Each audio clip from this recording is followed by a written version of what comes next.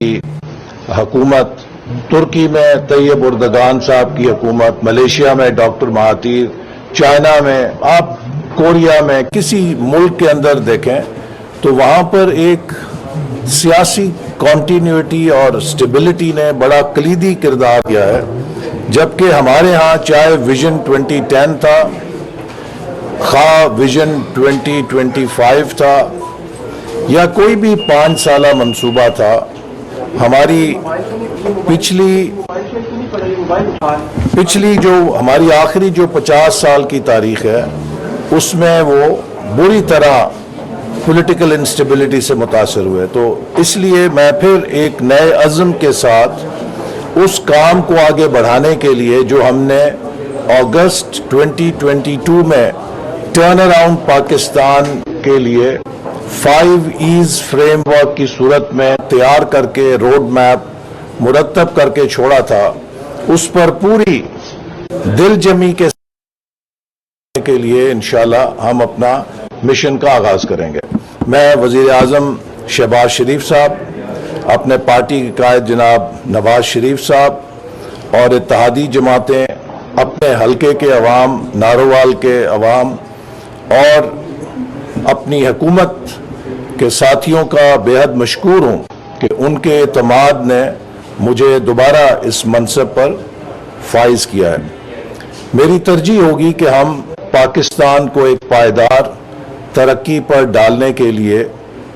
ऐसी ठोस मंसूबा बंदी करें जिससे मुल्क में एक जॉब क्रिएशन के लिए, नौजवानों की तरक्की के लिए एंटरप्रेन्योरियल इकोसिस्टम पैदा हो सके, जिसकी पुष्ट के ऊपर जदीद और मॉडर्न इंफ्रास्ट्रक्चर हो। चूंकि हम जिस दुनिया में आइंदा 10 सालों में दाखिल होने वाले हैं उसे टेक्नोलॉजी, बिलखसूस डिजिटल टेक्नोलॉजी बहुत बड़े अंदाज में मुतासिर कर रही है। पैदावार के वो तमाम ज़राए जो माजी में मजबूत समझे जाते थे वो ढह रहे हैं और उनकी जगह टेक्नोलॉजी पर मबनी पैदावार के नए निज़ाम वज़ा हो रहे हैं। लिहाजा अगर हमने आलमी मुसाबकत रखनी है तो हमें अपनी ज़राअत में, हमें अपनी सनत में, हमें अपनी हर पैदावारी शोबे की सलाहियत में टेक्नोलॉजी को शामिल करना है। इसी तरह पाकिस्तान के लिए एक बहुत बड़ा मौका CPEC फेज़ 2 की सूरत में है। हमारी हुकूमत जो 16 माह की थी उसमें हमने बड़ी मेहनत करके CPEC पर चीन का दोबारा एतमाद बहाल किया था और जिसकी बड़ी निशानी 1 अगस्त को चीन के नायब वजीर आज़म मिस्टर हा लिफंग का पाकिस्तान का CPEC के 10 साला तकरीबात में शरीक होना था और उन्होंने उस मौके पर ऐलान किया था कि चीन CPEC फेज़ 2 के लिए 5 नए कॉरिडोर्स शुरू करने के लिए तैयार है। Corridor of growth, corridor of job creation and livelihood, corridor of innovation, corridor of green energy और corridor of inclusive regional development. तो हम इंशाअल्लाह ताला पूरे अज़्म के साथ चीन की इस पेशकश को उसी तरह हकीकत में ढालेंगे जैसे हमने 2018 और 2013 के दरमियान अपनी गुज़श्ता हुकूमत में CPEC के पहले फेज़ में तकरीबन 25 अरब डॉलर की पाकिस्तान में नहायत कलीदी सरमायाकारी को मुमकिन बनाया था। इसी तरह हमारी कोशिश होगी कि हम इंफ्रास्ट्रक्चर को मजबूत करने के लिए इनोवेटिव फाइनेंसिंग मैकेनिज्म्स पर मुंतकिल हों। चूँकि पाकिस्तान की जो इस वक्त मुआशी सूरत हाल है उसमें बहुत कम स्पेस है। इस वक्त जितना तरक्याती बजट है, जितना जारी बजट है, जितनी हमारी मुल्क की पेंशन है या दफाई बजट है, टोटल हमारा बजट قرضوں پر چل رہا ہے. پاکستان کی وفاقی حکومت کے بجٹ میں کل محاصل 7,000 ارب روپے ہیں اور قرضوں کی ادائیگی میں ہی 7500 ارب سے زیادہ پیسے درکار ہیں، جس کا مطلب یہ ہے کہ صرف قرضوں کی ادائیگی کے لیے بھی ہمیں اپنے وسائل سے ہٹ کر مزید قرضہ لینے کی ضرورت ہے. اور جو ہمارے جاری اخراجات ہیں، تنخواہیں ہیں، پینشن ہے، ڈیولپمنٹ ہے، ڈیفنس ہے، ہمارے سبسڈیز ہیں، ہماری ٹرانسفرز ہیں صوبوں کو، یہ سب کی سب اضافی ہیں اور ان سب کا بھی مزید پورے کیے جا رہے ہیں. یہ چیز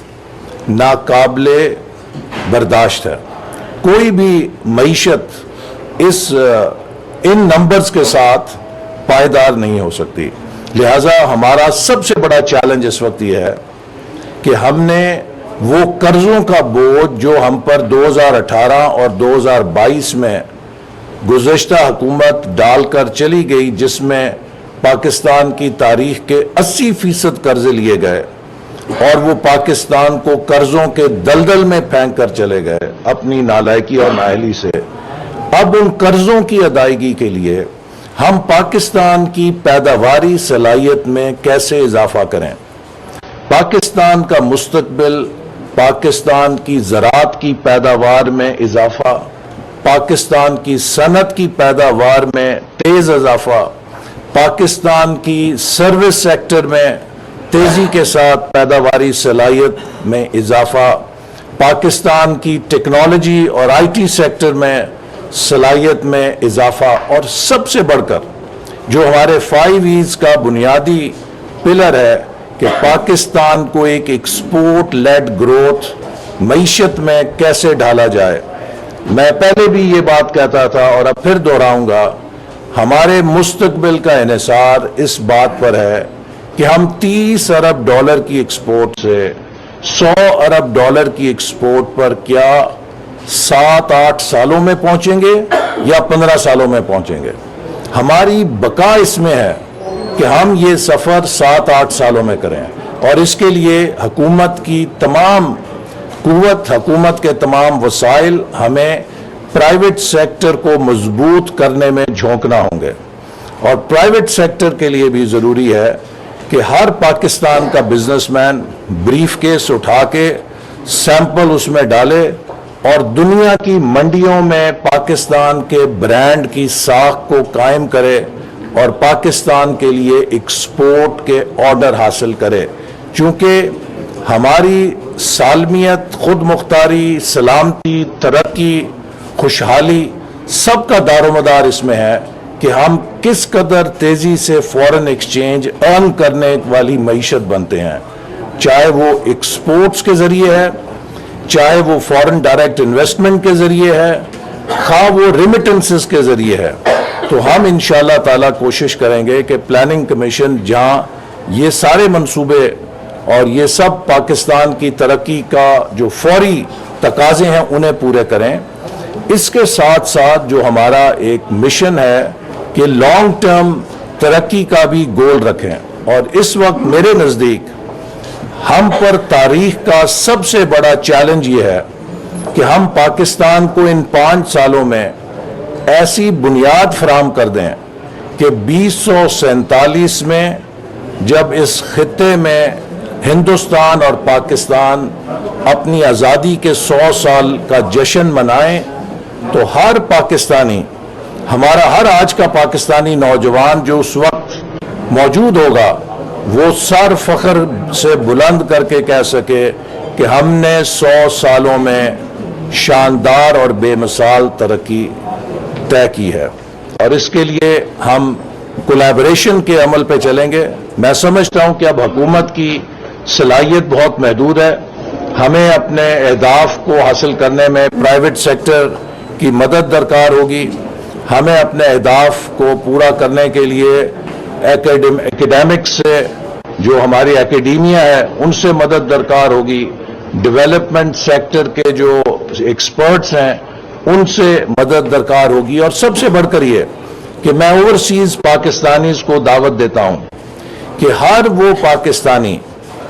جس کے پاس صلاحیت ہے اور جو پاکستان میں ڈیولپمنٹ کے اندر کنٹریبیوٹ کر سکتا ہے، ministry of planning and development کے دروازے اس کے لیے کھلے ہیں۔ آئیے،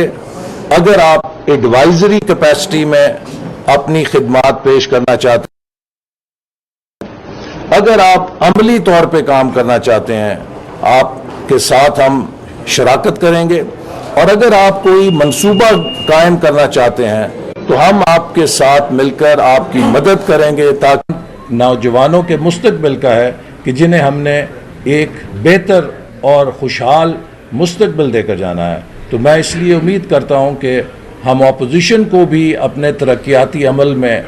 شرکت کی دعوت دیں گے کہ وہ ان منصوبوں کو دیکھیں اور اپنی آراء دیں، تاکہ ہم سب مل کر ملک کو آگے کی طرف لے کر جا سکیں اور پاکستان کو ایک جدید معیشت میں ڈال سکیں۔ آپ سب کا بے حد شکریہ۔ یہ جو بجلی کی گیس یہ تو بالکل لوگوں کے لیے بڑا مسئلہ بن گیا ہے، اور اس میں صنعت جو ہے وہ بند ہو رہی ہے، یہ آپ کریں گے تو آگے چیزیں بڑھیں گی نا؟ جی کیا پلاننگ کر رہے ہیں؟ جی، آپ نے بالکل صحیح توجہ دلائی۔ کل جو کابینہ کا پہلا اجلاس ہوا ہے، اس میں بھی وزیر اعظم نے اسی چیز کو اپنی ترجیح قرار دیا ہے کہ ہم کس طریقے سے عوام کو مہنگائی سے نجات دلائیں،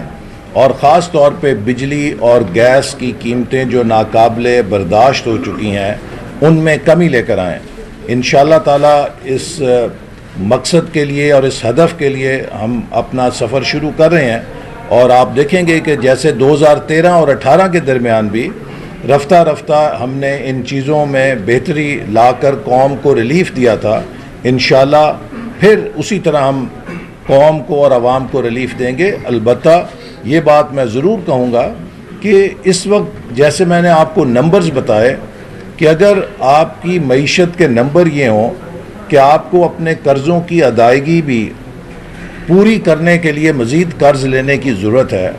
تو اگر آپ اس وقت کوئی سبسڈی بھی دیں گے تو وہ مزید قرضہ لے کر دیں گے، چونکہ آپ کے اپنے وسائل نہیں ہیں جن سے آپ کوئی سبسڈی دے سکیں۔ اس کا حل یہی ہے کہ ہم بجلی اور گیس کے نظام کو ایفیشینٹ بنائیں، اس میں چوری ختم کریں، اس میں لیکیجز ختم کریں، اور جو ذرائع ہیں ہماری پیداوار کے توانائی کے، ان کو ہم انڈیجنس یا سستے ذرائع کے اوپر منتقل کریں۔ تیل کے جو مبنی منصوبے ہیں ان کو بند کریں، سسٹم سے نکالیں۔ جو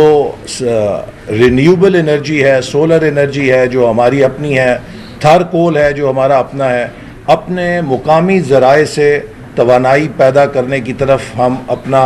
ٹرانسفر کریں توجہ کو۔ اور کل پرائم منسٹر نے بہت واضح طور پہ کہا ہے کہ وہ بالکل کسی قیمت پہ بجلی چوری میں، گیس چوری میں ملوث عناصر کو برداشت نہیں کریں گے، اور ان کی سختی کے ساتھ سرکوبی کریں گے۔ تو میں امید کرتا ہوں کہ حکومت آنے والے مہینوں میں جو اصلاح کی کوشش کرے گی معیشت کی، اس کے انشاءاللہ بہتر نتائج آئیں گے۔ ایسا بات سے 6 ماہ پہلے 7 ماہ پہلے سی پیک منصوبہ کہاں چھوڑ کے گئے تھے اور آپ آگے اس کو کیسے پیش کرتے ہیں؟ جیسے میں نے آپ سے کہا کہ جب ہم نے اپریل 2022 میں حکومت سنبھالی تھی تو عملاً سی پیک منصوبے پر کام بند ہو چکا تھا، اور ہم نے 16 ماہ بہت محنت کے ساتھ، خاص طور پہ وہ منصوبے جو گوادر سے متعلق تھے، جس میں وہاں پانی کی فراہمی کے منصوبے تھے، بجلی کی فراہمی کے منصوبے تھے، اور اسی طرح دیگر جو انفراسٹرکچر کے منصوبے تھے، اسپیشل اکنامک زونز جو کہ بالکل سرد خانے میں تھے، ان پر کام شروع کیا۔ اور ہمارے ان اقدامات سے چین کی حکومت میں اعتماد بحال ہوا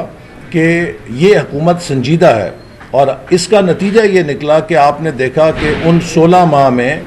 تقریباً 2 JCCs کی میٹنگز کا انعقاد ہوا، جبکہ اس سے پہلے 4 سالوں میں صرف 3 JCC میٹنگز ہوئی تھیں۔ اور ہم نے پھر جب 10 سالہ سی پیک کی تقریبات کا انعقاد کیا تو خصوصی طور پہ چین کے صدر کے نمائندے کی حیثیت سے وزیر اعظم چین نے اس موقع پر شرکت کی، اور جیسے میں کہہ چکا ہوں کہ بہت دو ٹوک اور واضح پیغام دیا کہ اب ہم فیز 2 کے لیے تیار ہیں، تو انشاءاللہ تعالی وہیں سے ہم اس منصوبے کو آگے لے کر چلیں گے، اور مجھے امید ہے کہ آپ آنے والے مہینوں میں دیکھیں گے کہ سی پیک کے تحت بہت ٹھوس اور نمایاں منصوبے سامنے آئیں گے۔ سر ایک بات آپ کو مبارکباد بھی ہے، دوسرا یہ ہے کہ سر ہماری جو وزارتیں ہیں مختلف وزارتوں میں اخراجات بہت زیادہ ہیں، جو ہمارے کے لیے ایک تو عوام تو ہر دفعہ دیتی ہے، قربانی دیتی ہے، لیکن ہمارے منسٹرز کے اور اس کے علاوہ جو افسران ہیں، افسر شاہی سر، ان کے اخراجات ہیں، تو